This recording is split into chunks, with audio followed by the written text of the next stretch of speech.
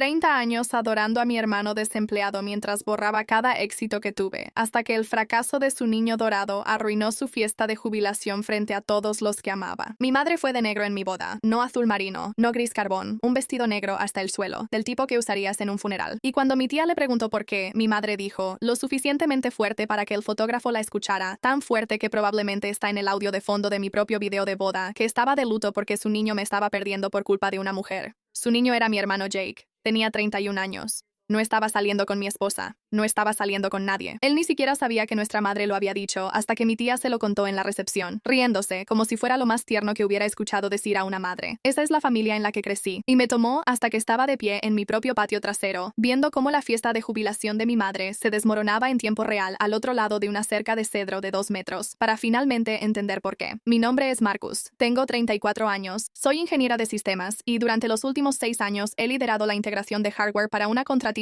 de defensa en las afueras de Huntsville, Alabama. Es el tipo de trabajo en el que la mitad de lo que hago es tan confidencial que ni siquiera puedo contarle los detalles a mi propia madre, aunque nunca me los pidió. He sido la hija mayor, la responsable, desde antes de poder atarme los zapatos. Mi hermano Jake es 2 años menor. Al crecer, nuestra casa funcionaba bajo una sola regla que nadie decía en voz alta, pero que todos entendían perfectamente. Jake importaba, yo no. No de una manera cruel o evidente. Nadie me golpeaba, nadie me gritaba, solo una erosión silenciosa y constante, tan lenta que no te das cuenta de que la orilla ha desaparecido hasta que ya estás de pie en el agua. Me gradué como la mejor estudiante de mi generación en la preparatoria. La contribución de mi mamá a ese logro, repetida en 2 reuniones familiares diferentes, fue que Jake me había ayudado a estudiar. Jake estaba reprobando química de 2º año en ese momento. Lo sé porque yo fui quien lo llevó a la escuela de verano ese año, no al revés.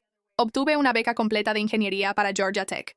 4 años, colegiatura, alojamiento, comida, todo incluido. Gracias a un portafolio de robótica que construí en un garaje con piezas que conseguí de una tienda Radio Shack que ya no existe. La respuesta de mi mamá, que dio en acción de gracias frente a 12 familiares, fue que probablemente era por alguna cosa de diversidad. Y que no era lindo que las escuelas fueran tan generosas hoy en día. No la corregí. Para ese entonces ya había dejado de corregirla. Corregirla nunca había cambiado el resultado. Solo le daba una nueva razón para decepcionarse de mí por discutir. Mientras tanto, Jake consiguió un trabajo de medio tiempo doblando camisas tipo polo en una tienda de artículos deportivos en el centro comercial. Mi mamá le hizo una fiesta de verdad. 12 invitados, un pastel de la panadería Publix con la frase "tan orgullosa de mi hijo exitoso", escrita en glaseado azul. Tengo una foto de ese pastel. La he guardado durante 9 años, no porque todavía me duela, sino porque en los días malos me recuerda que no estoy inventando nada de esto. Ella llamaba a Jake todas las mañanas a las 7:15 para desearle suerte antes de su turno. Sé la hora exacta porque una vez lo escuché mientras la visitaba, sentada a unos 5 metros de distancia,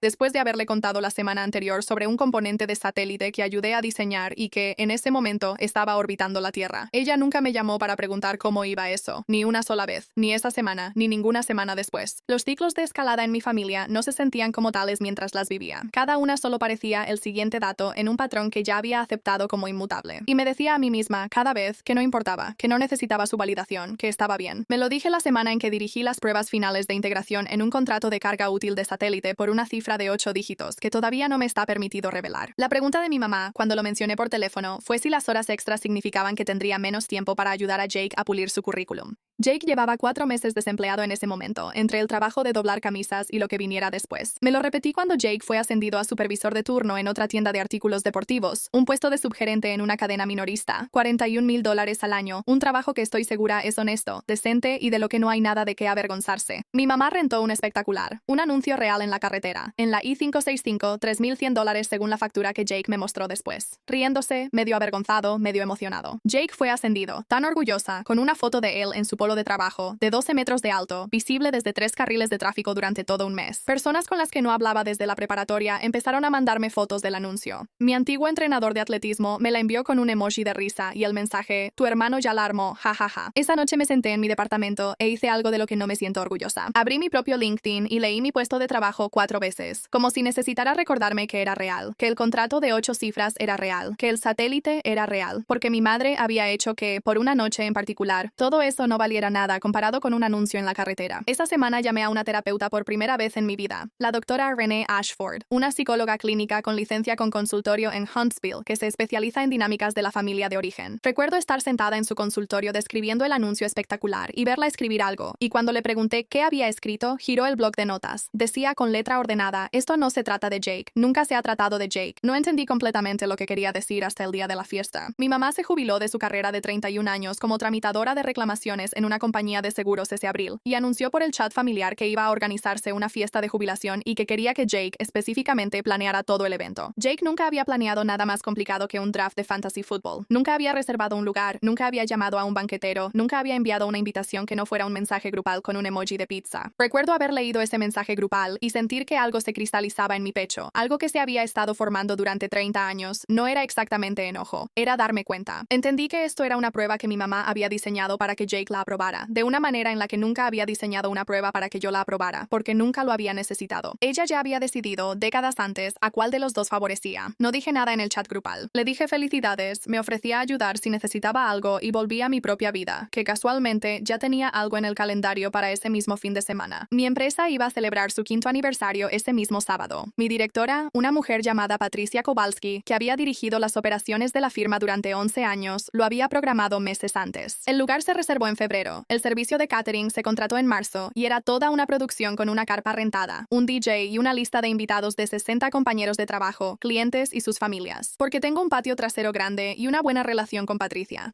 Ella me preguntó si podíamos hacer el evento en mi casa en lugar de rentar un salón, y yo le dije que sí en febrero, 3 meses antes de que mi mamá siquiera anunciara la fecha de su jubilación, mucho menos la fiesta. Quiero ser precisa con esa línea de tiempo, porque es importante. Mi fiesta nunca fue diseñada para competir con la de ella, simplemente ya estaba en el calendario cuando la suya apareció y chocó con la mía. 3 días antes de la fiesta, Jake me llamó completamente en pánico. No había reservado el lugar, no había enviado invitaciones, no había pedido comida, nada. Pasó 2 meses diciéndole a nuestra mamá que todo estaba bajo control mientras no hacía absolutamente nada. El mismo patrón exacto que había seguido en cada trabajo, cada relación, cada responsabilidad que alguna vez lo vi heredar y dejar caer. Tienes que arreglar esto, me dijo en voz baja. Ella no puede saber que la regué. Por favor, Marcus, eres bueno en estas cosas. Le dije que no, me llamó egoísta. Dijo que estaba a punto de arruinar su día especial, que se suponía que este era su momento después de 31 años de trabajo y que estaba eligiendo mi fiesta corporativa por encima de la felicidad de mi propia madre. Dejé que la acusación quedara en el aire por un segundo antes de responder. Te ofrecí ayudarte a planearlo hace 2 meses, Jake. Me dijiste que lo tenías bajo control. No voy a arreglar algo que nunca me permitiste tocar. Me colgó. No lo arreglé.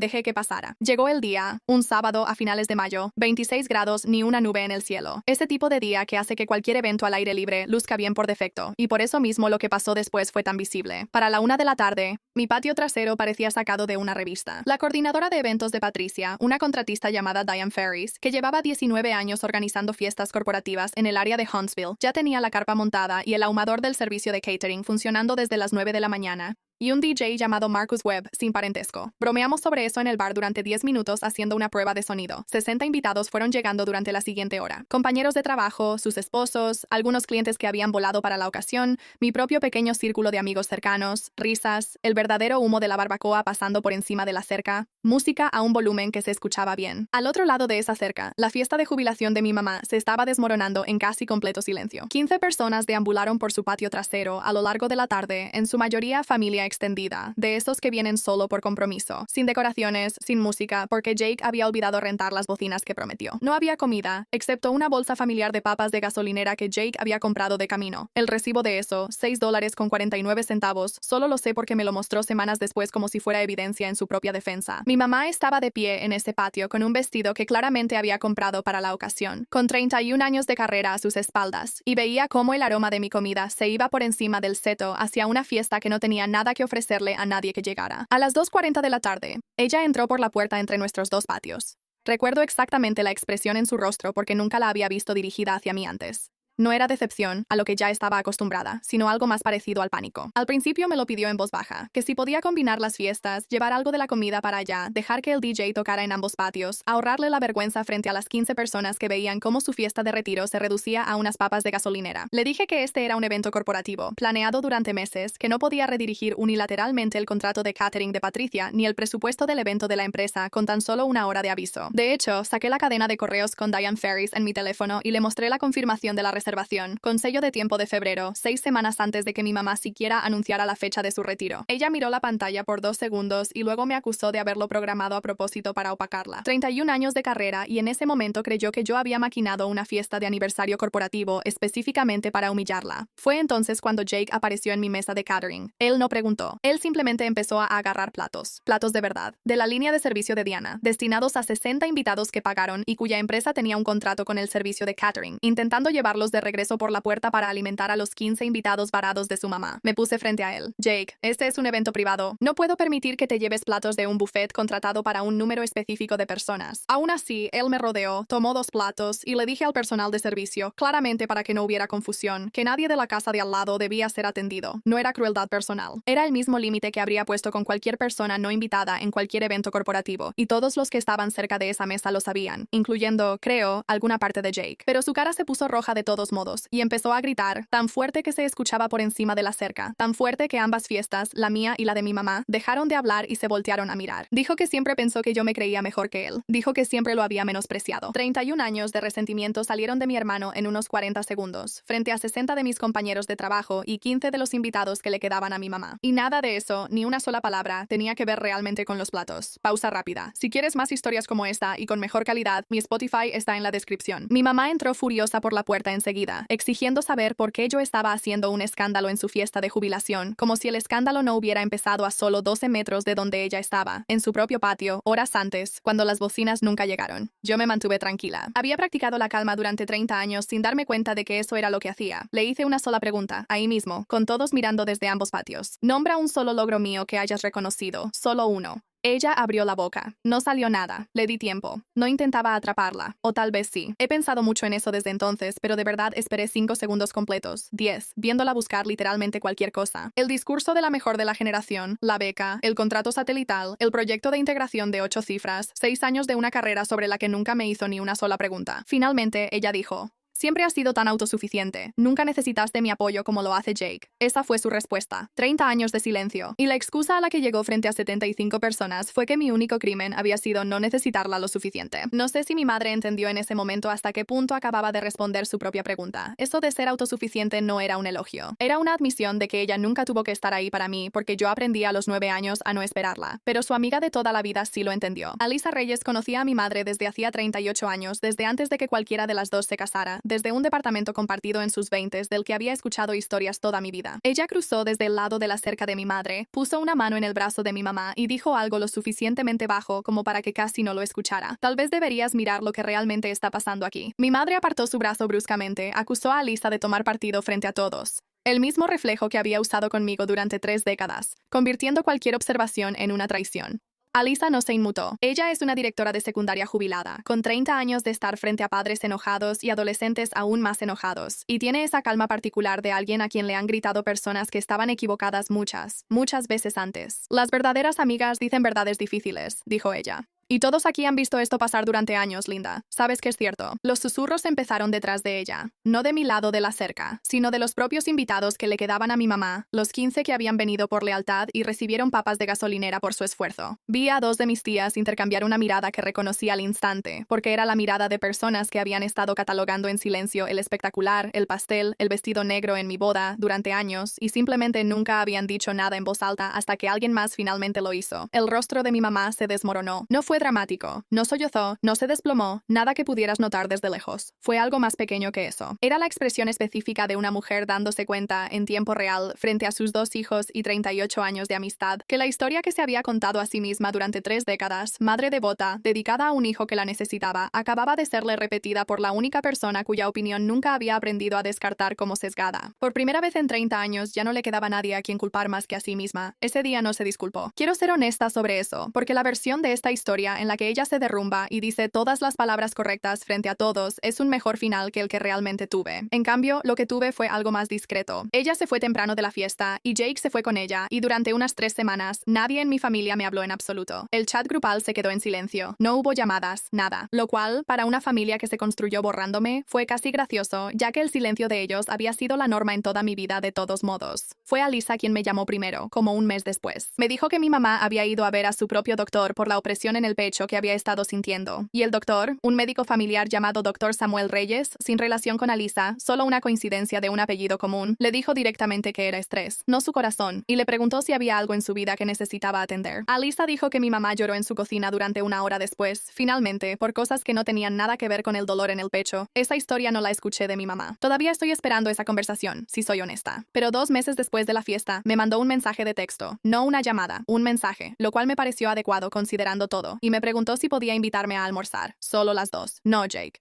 Fuimos a un restaurante cerca de mi oficina. Me preguntó sobre el proyecto del satélite. Preguntas reales. ¿Qué hacía el componente? ¿Cuánto tiempo tomaban las pruebas? Si todavía seguía allá arriba. Respondí cada una de ellas como si fuera la primera vez que alguien en mi familia me preguntaba, porque así era. No se disculpó por la boda, ni por el espectacular, ni por el pastel, ni por 30 años de un patrón con el que creo que ni siquiera ahora ha reflexionado completamente. Lo que dijo casi al final de ese almuerzo, mirando fijamente una taza de café que no había tocado en 10 minutos, fue: no sé cómo explicar por qué te hice eso. Creo que pensé que no lo necesitabas. Creo que eso lo hizo más fácil. No fue una disculpa, pero fue la primera frase sincera sobre todo eso que me dijo en 34 años, y algunos días eso tiene que ser suficiente. Jake y yo también terminamos hablando. Ahora él tiene un trabajo diferente. Sigue en ventas. Todavía tratando de entender las cosas a los 33, y para ser justos, me llamó como 6 meses después de la fiesta y dijo, sin que yo le preguntara, creo que he dejado que ella me use toda mi vida. Y creo que en algún momento también dejé que ella me usara en tu contra. Lo siento. No sé si mi mamá alguna vez verá realmente estos 30 años como yo los viví. Algunos patrones están tan profundamente arraigados que es imposible borrarlos por completo, incluso después de que la pared finalmente se agrieta frente a suficientes testigos como para que sea imposible seguir fingiendo que no existe. Pero esto sí lo sé. Dejé de necesitar que ella lo viera para saber que era verdad. Y el día en que finalmente se volvió imposible para ella seguir fingiendo lo contrario, en su propio patio trasero, frente a 75 personas con el olor de mi carne asada flotando sobre una cerca de cedro de 2 metros, eso fue suficiente.